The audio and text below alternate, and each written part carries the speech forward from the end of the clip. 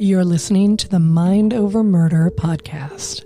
My name is Bill Thomas. I'm a writer, consulting producer, and now podcaster. I am now trying to use my experience as the brother of a murder victim to help other victims of violent crime. I'm working on a book on the unsolved Colonial Parkway Murders, and I'm the co-administrator of the Colonial Parkway Murders Facebook group, together with Kristin Dilley. My name is Kristin Dilley. I'm a writer, a researcher, a teacher, and a victims advocate, as well as the social media manager and co-administrator for the Colonial Parkway Murders Facebook page with my partner in crime, Bill Thomas.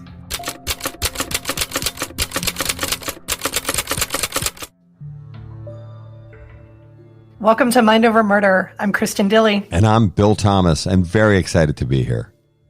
Bill's in a bit of a mood, y'all, so this is going to be an interesting intro, I think. Yeah, feisty, snarly. If that's what you want to call it, sure.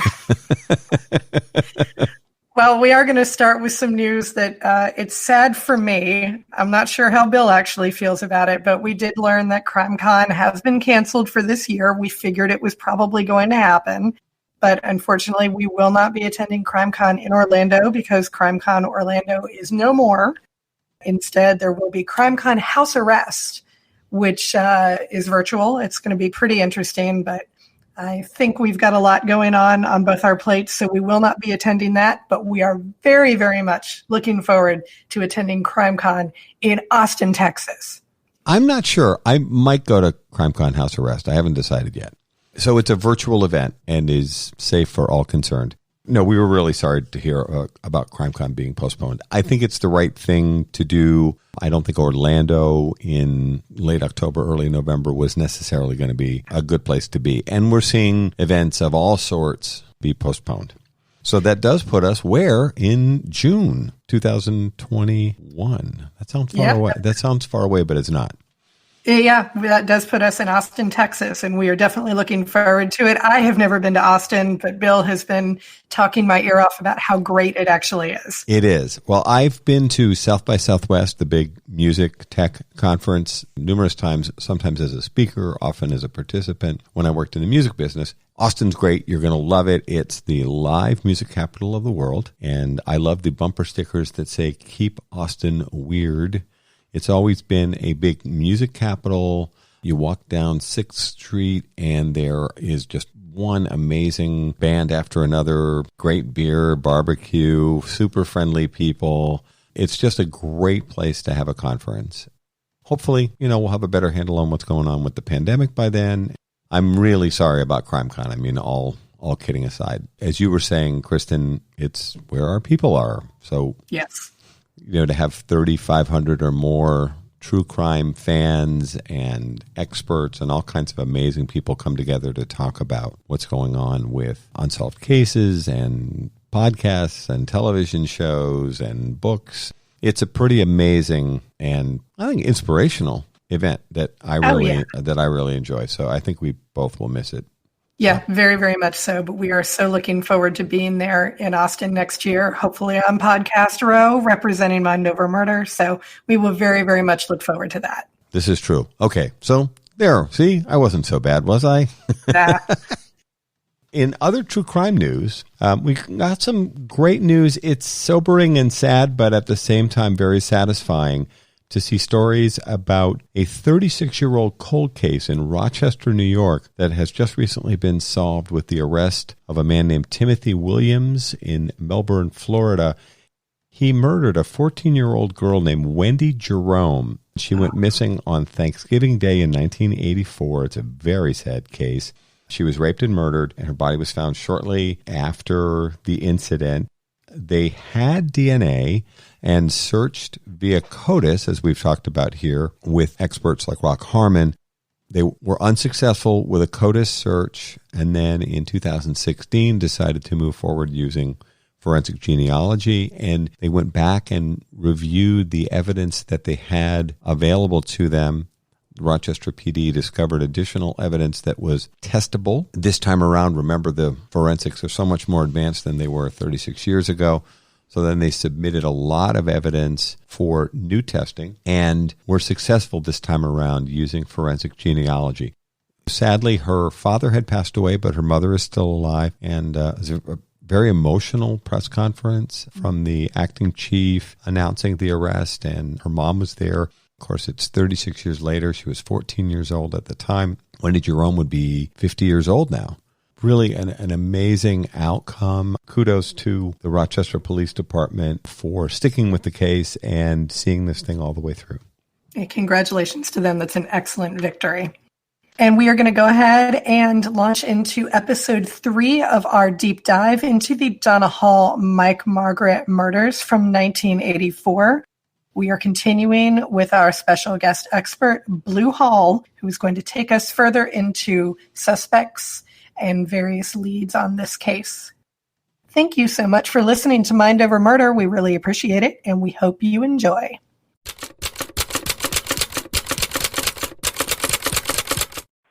Welcome to Mind Over Murder. I'm Kristin Dilley. And I'm Bill Thomas. Joining us again today is Blue Hall, the co-administrator of the Justice for Donna Hall and Mike Margaret Facebook page. Blue, can you talk to us a little bit about some of the challenges that have come with co-administrating a Facebook group about a case such as this? Absolutely. Bill had asked me what forms of resistance that we encountered from either individuals or as a group, as a whole. I mentioned threats to myself and my co-administrators, either physical violence or the threat of a lawsuit of some sort. Particular individuals come into mind that whenever their name gets even a whisper on our Facebook group, he threatens a lawsuit, privately to me, unless we take down his name or post something positive on his behalf. So threats is one form of resistance. And another how are the threats communicated, Blue? How do people say, I'm unhappy that my name was mentioned in connection with this case? Either by private message or on the telephone or by email. I've had all three of those communication methods. People don't necessarily engage in debate directly on the Facebook page. In other words, John Smith's name comes up in connection with the case. No one's saying he's a murderer, right? That's absolutely right. We're just after information, trying to connect the dots here or providing the police whatever information they need. It's strange, though, the resistance we get are from the people that were relatively close to the victims. Well, Donna in particular, or people that lived in Kings Crossing's apartments where, the bodies were found. Yeah, it's a bit strange. But another form of resistance was avoidance. We would be communicating with people off the Facebook group page privately. And when we got information about what, for instance, what Donna had done prior to Mike getting off work that night, who she was with, I reached out to some of those people and everything was fine, small talk back and forth. But when I brought up this case, they had no idea, supposedly. But when I offered to refresh their memory of that night, I was immediately blocked on, by telephone, email, and on Facebook. They were just refused to talk to me. And these are, for example, there were 3 girls that Donna was with earlier in the evening. They completely blocked me. They wanted. Can you speculate as to why that might be? I think, I really don't know. Oh, okay. Maybe they just don't want to bring attention to themselves. Maybe they don't want to, I don't know. I can't speculate why they would want to avoid it. Well, I have 2 thoughts. One is, do you have a fairly decent idea of the timeline of the events of that evening? In other words, you've referenced before Mike got off of work, Mike and Donna are going to meet up, and supposedly they're going to go on a camping trip, which obviously never happens. But you seem to have a pretty decent handle based on a number of contacts with people who were participants, friends, and together or interacting at that time. And this is just a reminder for everybody. This is a pre-internet, pre-cell phone environment. I always have to remind people when I talk to people about the Colonial Parkway murders, which is in 86, and here's Donna and Mike's case in 84. Cell phones didn't exist back then, and there was no internet, or there may have been an internet, but it wasn't an internet we accessed through smartphones. You've been able to build a pretty decent timeline of Donna's and to a certain extent Mike's activities in the evening we believe that they were killed. I have, yeah. There's a thread on there put a nice big picture of a timeline as best I could create of what they did, both individually and as a group, a couple, before they went missing. I think it's pretty accurate. I don't think I put specific times on there, but I think that the events themselves are relevant. And a lot of those events that I have on that timeline were not reported on by the media previously or given to the public. It's just information we put together from the information we got from our group members.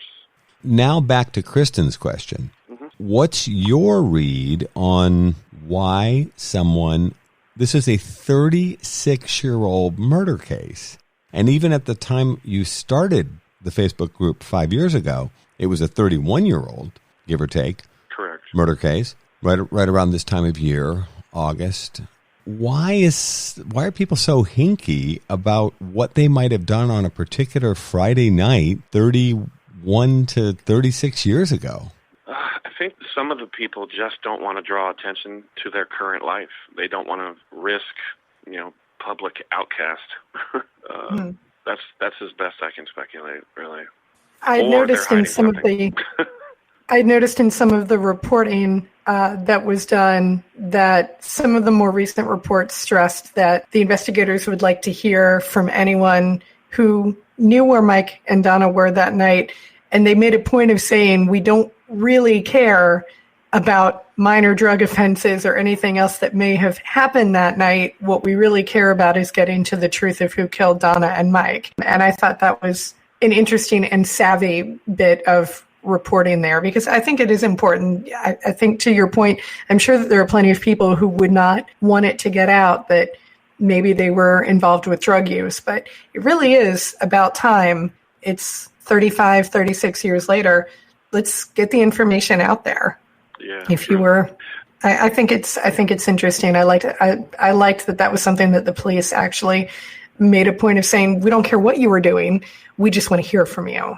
Yeah. A lot of people did come forward. Whenever we would get information, we would ask people, first thing, we would tell them to call the police, and they would say, oh, we already have. Mm-hmm. Here's what I told them. And we would, of course, send that to the police anyway and make sure they told them everything. Yeah, a lot of people want this case solved. Close friends of Donna and Mike, for sure, their families, for sure, But there's other people that are just not cooperative.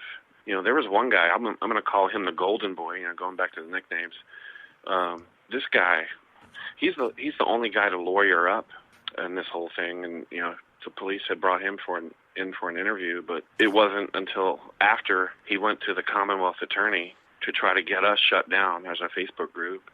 He also went to Facebook to try to get us shut down, and it wasn't until then he agreed to come in for an interview, and he came with his attorney. And I think the police feel that he's still holding back. This guy lived in Kings Crossing. And, I had resources available to me at one point where I could look into people's criminal history. And this guy came up clean. And something in my gut told me this guy is not clean. And I couldn't figure out why for the life of me. I had no criminal record that I could find. But it turns out he was involved in drug dealing, and he got caught. Why no criminal record? Well, I learned from a very good friend of his and this guy was a former law enforcement officer. He was caught and became an informant. Wow. Oh. Yeah, and so he's built a nice life for himself. He's I can't say too much more about it, but yeah, I think he knows something. Do you regard Golden Boy as a suspect? I think he may be involved. I don't see him as that type. Somebody that could actually carry out a crime like that. Right. But he associated himself with people that could and that have had a violent past. So, yeah, I think he may have information.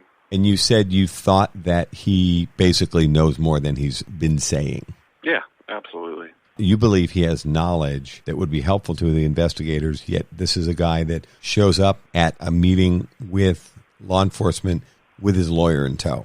Oh, yeah. And he's one of the people that have threatened a slander suit or some kind of legal action, always threatening to put his attorney on it.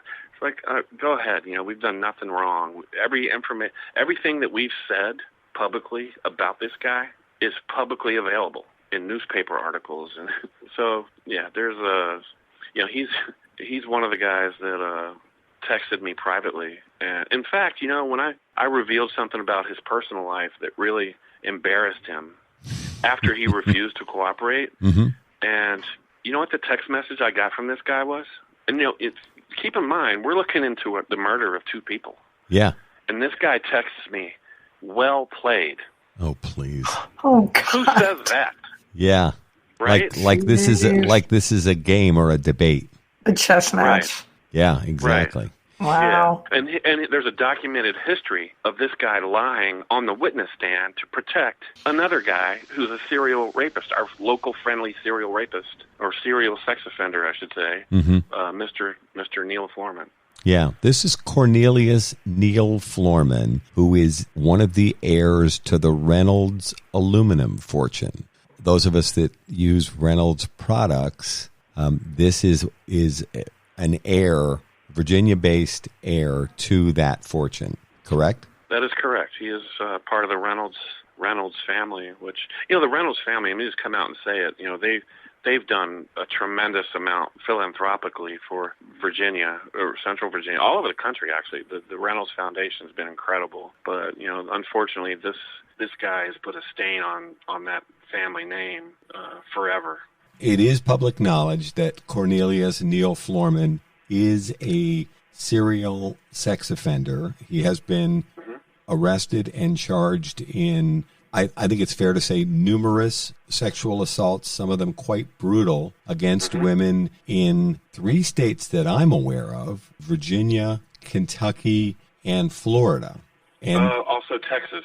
Oh, and Texas. Yeah, there was he was staying at a Holiday Inn in a little town called Duncanville. It's, I don't know, maybe 100 miles or so from southwest of Dallas, Texas. He was attempting to assault a cleaning lady at the hotel, and she got away. They chased him down, and he was arrested, and I think he was convicted of or pled to a lesser charge. He was fined, and he didn't do any jail time, which is unfortunate. And that's the 4th state that we know of, but 3 sexual assaults at least in Virginia, 1 in Kentucky, another case where he pled to or was convicted of a lesser charge of wanton endangerment, whatever that means. Yeah.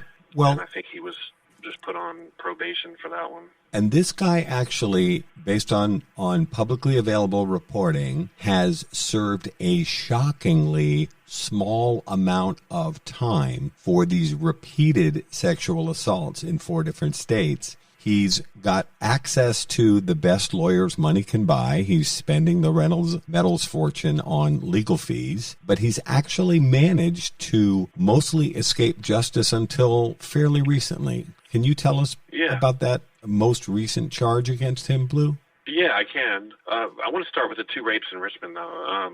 1 rape he was convicted of, and he was sentenced to a measly 5 years, which he served maybe 2 or 2.5 or something ridiculous.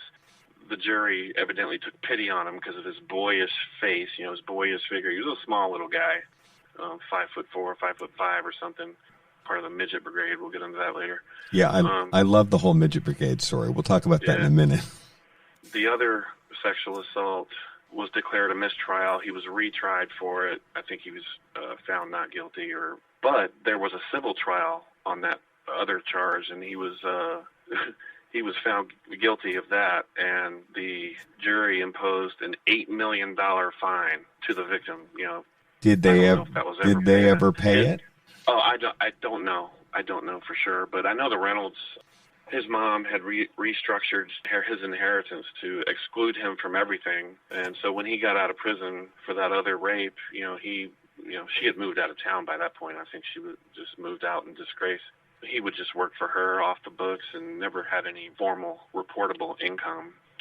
But just recently, a number of years ago, there was a cold case in Florida, Fort Myers, where there was a rape kit that was sat on a shelf for a long time, and they were trying to get rid of those rape kits. Just shy of 20 years that this rape kit sat untested. Yeah, Yeah, I believe that rape kit was more than 20 years. It was 1998 when that assault occurred. Anyway, they sent it for DNA testing, and a CODIS hit came back with Neil Florman. So he, after multiple lawyers, high-priced lawyers, he was finally convicted last year and sentenced to, I think, 5 or 7 years. He's scheduled to get out in July of 2025, so he's serving some prison time down in Florida, and he's got another lawyer that just started his second appeal. His first appeal was completely rejected by the second district appellate court down in Florida. You mentioned high-priced lawyers, but now he's actually gotten approval from the state because of his unreportable income. He doesn't have to pay for his lawyers anymore. The taxpayers are going to be picking that up from here on out. This is a guy who comes from a family with more money than God, and he's actually going to be using public defenders, and our tax dollars are going to be paying for Neil Florman's defense? Yeah, absolutely. And I believe that the Reynolds/Florman family have made attempts to hide his income and his ties to family money. This is unbelievable to me that this guy, of all people, there are lots of people out there that need legal defense that are not in a position to pay for it. But this family has spent a small fortune defending Neil Florman from these multiple rape charges over the years, and mostly getting him off with little or no jail time.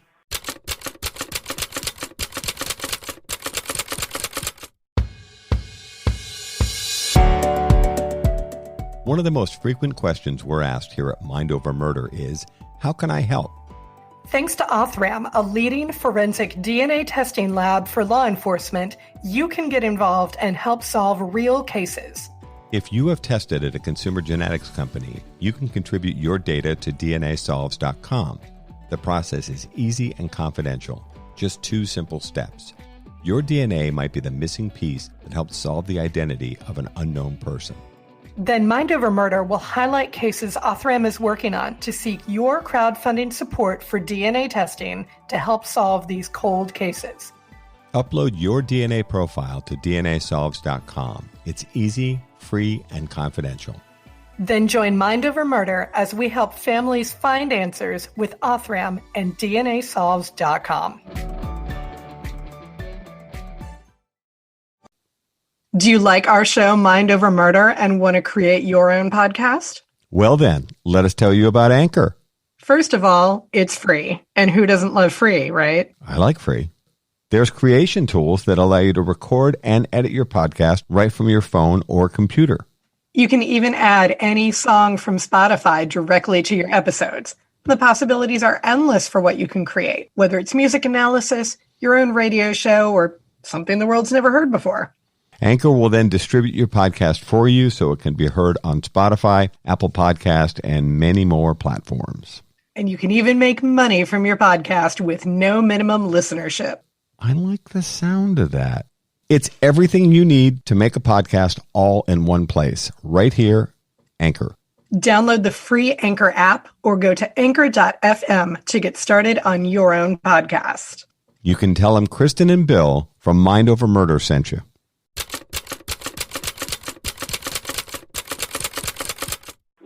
There's one other thing that I want to emphasize. We've talked a lot about untested rape kits here on Mind Over Murder and in association with the Colonial Parkway Murders because we feel that this is very important. This case alone highlights a significant problem in untested rape kits. If that 1998 rape and brutal assault, by the way, this woman was terribly beaten as well as being raped by Neil Florman, and he's now been convicted for this. If that kit had been tested 20 years ago, Neil Florman would not have been out traveling the country, sexually assaulting other women in a serial fashion, in my opinion. Allowing this kit to sit on a shelf for 2 decades allowed this man to roam free, beating up and sexually assaulting more women. And I think there may even be more cases, potentially, that he's involved in that he's never been charged for. And this is a classic example of why rape kits need to be tested 100% of the time and in a timely fashion. It wasn't until the Florida County received a grant and began working back through their untested rape kits. This is where End the Backlog, our friends, have done such great work in letting people know that there are 200,000 to 400,000 untested rape kits sitting on law enforcement shelves across the country. Once the county received money, they, in good faith, began working their way back through their backlog, and boom, here we have Neil Florman's DNA sitting there, ready to help convict him, but it took 20 years for them to get around to testing the rape kit that he was directly responsible for. I'm so thrilled this woman came forward. She knew there was some risk involved. Yeah, she had a tremendous amount of courage to go forth with this prosecution, because the risk of prosecuting an old case like that involving old DNA, it was a good chance he would get off. Yeah, especially with the high-priced lawyers. Right. So, yeah, she had a tremendous amount of courage, and I couldn't be more proud of her. Dial us back. Tell us about the Midget Brigade and the history of Florman and some of the people that he ran with. And this is another one of those Blue Hall nicknames that I love. Yeah, no disrespect to little people. I have little people friends. They think it's funny too, but. And remember, the nickname comes from 30 plus years ago too. Yeah. There was a breaking and entering group. To call it a breaking and entering ring is probably too generous, because that would imply they had some sort of organization. They really didn't. They this group mostly made up of just shorter guys. We could have called it the Chihuahua Squad. I don't know. They just had maybe inferiority complexes, but they were just small. Not that the Chihuahua Squad isn't exactly PC either. I know. Well, whatever. They were just smaller guys. Maybe it was just easier for them to break into homes. So there was at least 3 or 4 of those guys that were just smaller, 5'5" and shorter. We have all those names. Some of those guys have even come forward and talked to me directly and told me exactly what they did. Right. One guy, I've called him Freckles on the page. He never went by the name Freckles, but I can't come out and say, hey, I know you so-and-so were involved in this. But the police have interviewed him since, and he admitted to being part of that. But you know what he said he did when they broke into homes?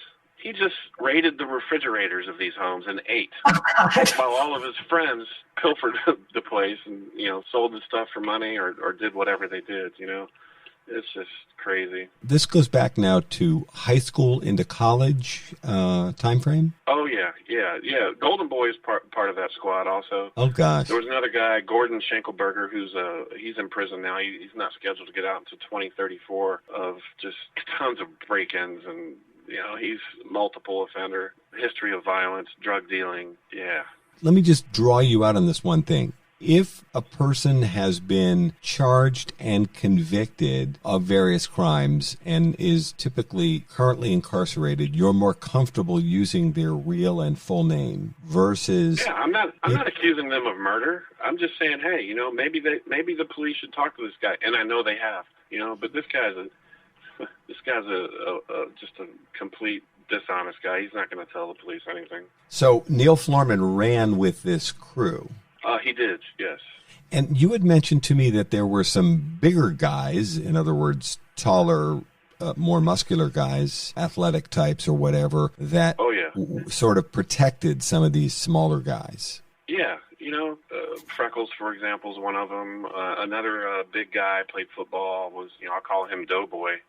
These guys sold drugs, not high-level drug dealers, but they were just violent, I was told if you owed them money for drugs, they wouldn't show up at your house trying to collect money. They'd show up inside your house to collect money. You're coming out of the bathroom and there they are in your bedroom. Oh, my God. Yeah.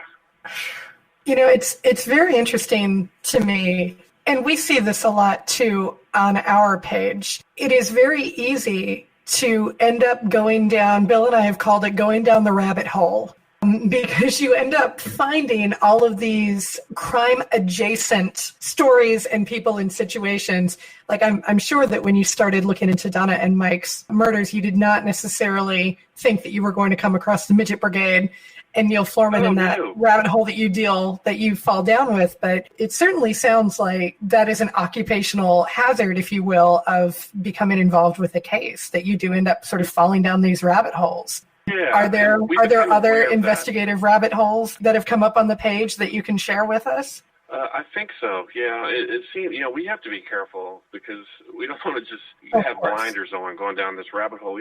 But a lot of these little paths all lead back to the same people. It is interesting. They may not have started out that way, but they all lead back to the same people. I've seen people on your page get into lengthy and passionate arguments. These are all folks, you have thousands of people on the page. I understand that. People have all sorts of observations to make. There are kind of a core group of participants on the Donna and Mike page that talk quite a bit about what was going on back then. And you're right, things that happened 36 years ago and even before seem to come up pretty frequently because they seem to inform what was happening at the time and how those things, some of which were just, late high school activities, innocent or not, people feel that things that were happening back then are important to revisit today. Let me go back to this Neil Foreman thing. Let me just first say, I think it's unfortunate that he has received so much attention on our Facebook group page because a lot of people just think it's unrelated. It may be, but where there's smoke, there's generally fire. And what we found out is a lot of these little paths lead back to that little group, right? Neil Foreman, I don't even know how to go about this, Bill. Fire away. Another form of resistance on the Facebook group page when we headed down certain paths was distraction. We have these topic cards set up so people can discuss certain things, look into things, try to get information from people, have people come forward, right? Certain topics about certain people, probably Neil Foreman's the best example, and there are others. Friends of his from back then would try to defend, unsuccessfully, mind you, his alibis, for example, saying, he was in Kentucky for his dad's funeral when this all happened. Well, we proved that to be untrue. Neil Foreman's brother came forward and talked to me and said, it was not true. So they're lying about his whereabouts, for example. Lying about his whereabouts. Then there's this one girl say, I think I was with him that night. I think I picked him up. And I was like, yeah, we know that to be untrue. So he's got friends lying for him. Yeah, so when they failed to defend him with facts, then they tried to distract the topic of conversation. In Facebook, your most recent posts are going to jump to the top of the page, right? Right. So whenever conversation had shifted, and believe me, people were wanting to talk about Neil Foreman, these other people, we started calling them card blockers, topic card blockers. So these card blockers would just try to pound other topics. So the threads that we're trying to focus on just get pushed down the page and nobody sees them, right? Right. So we were very aware of what was going on. I think the police were too. So. Something you mentioned that I wanted to touch on briefly. You mentioned that at one point someone had gone to the Virginia Commonwealth Attorney in an attempt to shut down your Facebook page. Is that correct? Mm-hmm. And they were correct. They were unsuccessful. I don't even see how a Commonwealth Attorney who's like a DA, I don't see how they would have any jurisdiction over a Facebook page. I don't know either. I'm not a lawyer. And nor am I, although you did say I was a lawyer the other day. I didn't take it as an insult.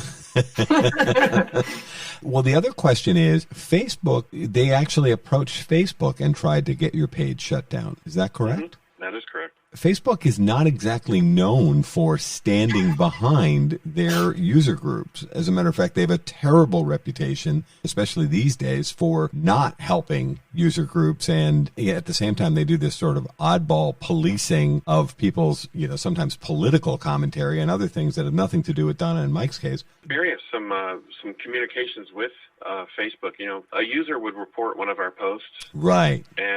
And that's why we were so careful. We used publicly available documents, whether it be newspaper articles or court documents of some sort. I think we had in the past, but we'd get a message from Facebook that your post has been taken down or whatever, and then we would contest it and provide the backing material, which was there in the first place. I just don't think Facebook had looked hard enough for it. It seemed like their standard reaction would be to deny the post, or they would eventually put it back up. So, well, and you had developed very good relationships with a number of press people as well. I did. In fact, I was made aware of that DNA hit on Neil Foreman well before he was arrested for it, well before the sheriffs in Florida had gone up to Virginia to get another DNA sample from him as a double check. And so I sat on that. I'm not going to obviously warn him or anything, or that whole story was going to miss the Richmond news cycle. And I found out within minutes of when they finally arrested him. And so I reached out to Frank Green from the Richmond Times-Dispatch, who I think my friend had introduced me to. And so Frank and I, have developed a relationship. Frank got the story out. It was picked up. It went global. The Reynolds Metals heir, cold case rape from 20-some years ago, arrested, and so that was great. That helped our Facebook group as well. It gets people talking. And there's guys that have come forward that are completely scared of Neil Foreman. If people are scared to talk because maybe if somebody's in prison, they'll be more likely to talk to police. I will second your thumbs up for Frank Green of the Richmond Times-Dispatch. And we've asked Frank if he might be interested in participating in this podcast, and he has said he would like to. He's clearing his participation with his editors. He is very interested, and if his editors give us permission, we'd love to interview him. But Frank is one of the people who has done a tremendous amount of reporting on Neil Foreman, and then when there's news, has also covered Donna and Mike's case, although he wasn't a reporter all the way back when Donna and Mike met their untimely demise. Yeah, I don't think he was a crime reporter. I don't know when he started with the Times-Dispatch, but Frank is a great guy. He's done a lot of good work with the Innocence Project. DNA works both ways. It can put people, in jail, and it could also get people out of jail that don't belong there. I think people need to be aware of that. And we probably need to talk more about that. The Innocence Project and other people are doing outstanding work in getting people out of jail with DNA evidence, much in the same way we're all looking to convict the correct people with DNA evidence. And I don't know, Frank, actually, his reporting on how advanced forensics has developed, especially in the last 5 or 10 years, has been so spot on. I've learned a tremendous amount from the stories that he's written, and I know you post links to his stories frequently. We've been talking about some of the issues that have arisen and some of the resistance that has happened with your Facebook page. And again, of course, we know this too as co-admins for our page. There can also be some tremendous benefit that comes out of a Facebook group like this. What are some of the wins, if you will, or the good things that have come out of having this Facebook group? I think just the simple fact you're kind of bringing the whole community into one room, essentially, and letting them talk. A lot of times it gets heated. I mean, people are slinging the virtual mud, sometimes. And admins have taken a lot of the brunt of that, which is unfortunate because, it's difficult. But it's huge. That couldn't be more helpful to investigators. I think they'd be willing to say the same thing. But also, it just, we're doing everything we can to keep this case in the public eye. I think we're more likely to get help from the police, which I think the police have done a great job over the years. Henrico Police Department, they have a cold case division. Cold case is probably the last place to get funding, but there's been numerous investigators over the years. James Dorton was on the case, I think, longer than anybody from the get-go. He's now retired. Most recently, Thomas Holsinger, who I think has been the best thing to happen to this case since Dorton retired anyway. Other investigators in between those two, have put in a lot of hours. There's no other case that department once solved than this one. I agree. What do you think the challenges have been for them in terms of the evidence and the information that they would need in order to move the case forward? I think initially, at least for the first 2 years, police were led in the wrong direction from the get-go.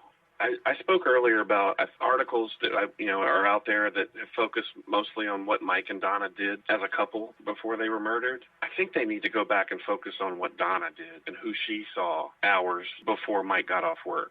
I mentioned earlier Donna was, or maybe I didn't, I don't know. Donna was in a car with 3 girls earlier that evening in front of a home owned by the father of one of those girls. And that father, there's so many stories. That father was a licensed pharmacist just a couple years before the murders. He owned his own pharmacy. There's a topic card on it. It's called Hudgens Pharmacy, right? You can read all about it. There's plenty of articles. He was convicted, I think, of 9 felony counts of drug distribution, I think including cocaine, and lost his license, of course. And so I don't know if he was in prison at this point or not, but either way, Donna's in a car in front of their house, and they're smoking marijuana, maybe drinking a little whiskey, I don't know. And keep in mind, that pharmacist who owned that home was related by marriage to the family that owns Westbury Pharmacy. We find out later, when that guy got out of jail and he served his time, he tried to get his license back to practice pharmacology, and it was denied. But he ended up working for Westbury Pharmacy, filling prescriptions illegally. Even though he'd been convicted?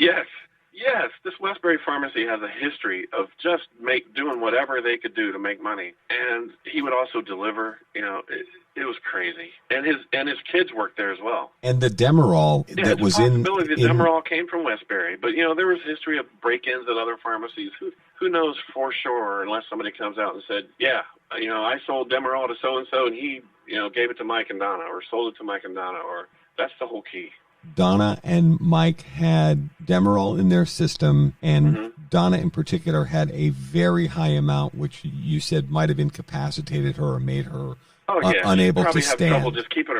She would probably have trouble just keeping her eyes open. She had so much Demerol in her. So you think of that crime scene. Mike put up a heroic battle.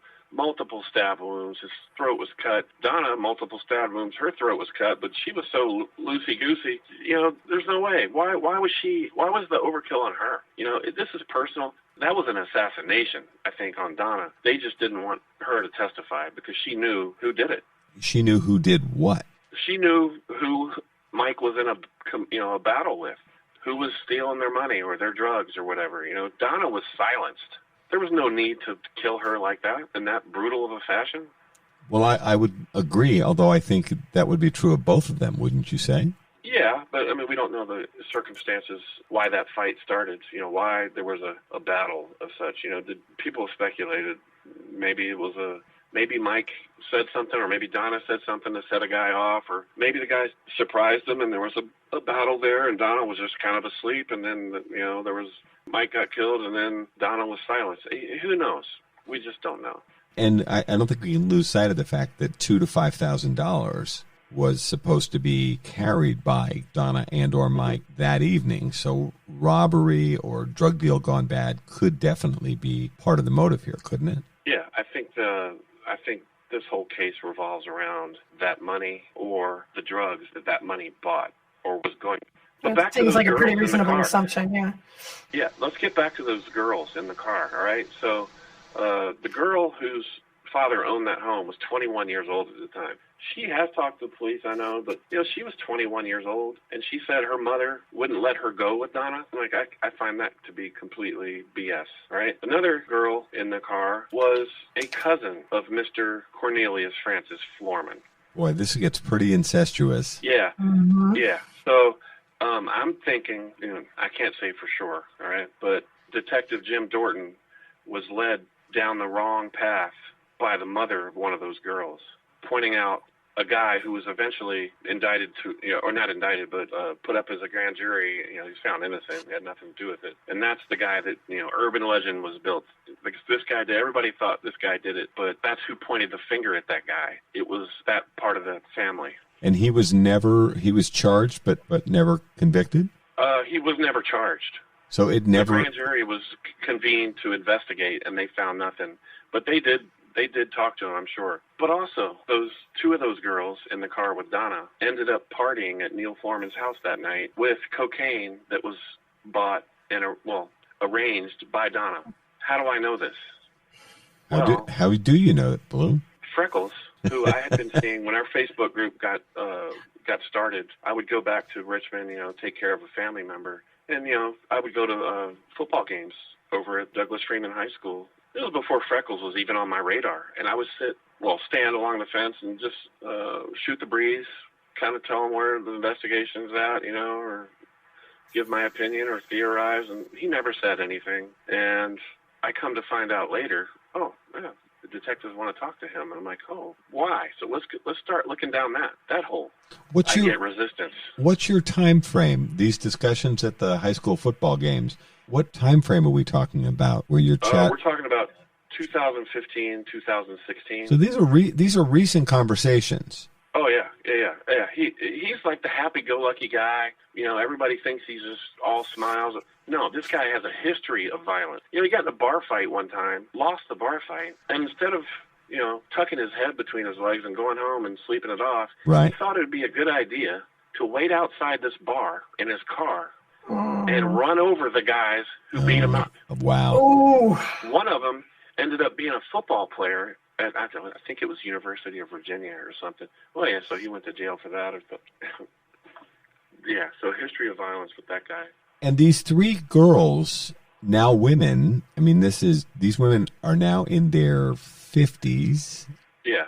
So I reached out to both of them. I reached out to all three of those girls. Well, they all blocked me. They won't talk. One of them has talked to the police, I know. Others maybe live in Florida or somewhere else, or just are too spaced out from drug use to be even coherent. And these are supposed to be friends of Donna's from way back when. Yeah. And friends or associates. I'm not sure what their exact relationship was because they won't talk to me. But they're refusing to cooperate in the murder of, they're certainly. I'm not saying they're not cooperating, Bill. I know one of them has supposedly cooperated with the police. Right. The other two, I don't know. But they're just not cooperating with me. So right. As long as they're talking to the police, I'm happy. But sure. I don't think two of them are. You mentioned the two investigators that have handled the case in recent years, Jim Dorton and Thomas Holsinger. Now, my understanding is Detective Holsinger has retired and moved on to another job, correct? Yeah, Thomas retired, and I'm not going to say what exactly he's doing. It's not my place to say. But, right. Yeah. But Jim Dorton was one of the original investigators, and there were numerous investigators in cold case between those two. I don't know who exactly is on the case right now.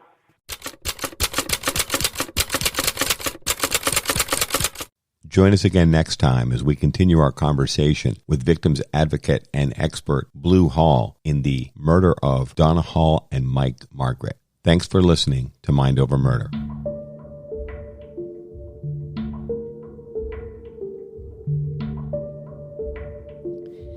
Mind Over Murder is a production of Absolute Zero and Another Dog Productions. Our executive producers are Bill Thomas and Kristin Dilley. Our logo art is by Pamela Arnois. Our theme music is by Kevin MacLeod. Mind Over Murder is distributed in partnership with Crawl Space Media. You can follow us on Facebook, Twitter, or Instagram. You can also follow our page on the Colonial Parkway Murders on Facebook. And finally, you can follow Bill Thomas on Twitter at BillThomas56. Thank you for listening to Mind Over Murder.